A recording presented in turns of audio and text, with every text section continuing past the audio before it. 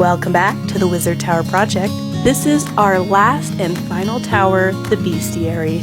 And this tower is going to be built sort of like the Room of Requirement in Hogwarts Legacy, where the main tower piece is going to be kind of like the room, and then I'm building this separate piece of terrain where we will keep our beasties. This piece of terrain is going to have a cave in the top corner, a river in the middle, and a forest section to the right. I am utilizing my scrap bin of foam to start on the cave. Now let me know in the comments if you recognize which super famous sandwich mimic was made from this piece of foam. I'll give you a hint, his name rhymes with Schmerl. Continuing on with the cave, after I glued all the pieces together, I let it dry overnight, and I used a handheld hot wire cutter to start shaping it.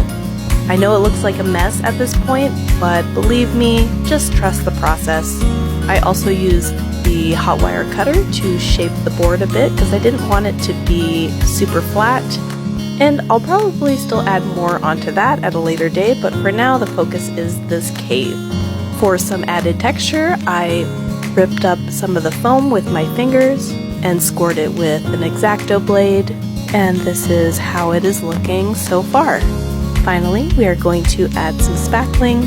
I sloppily added that on, and then I'm using my paintbrush to spread it out and also for texture.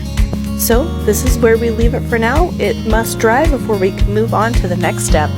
Thank you so much for watching part 1. Like and follow for part 2.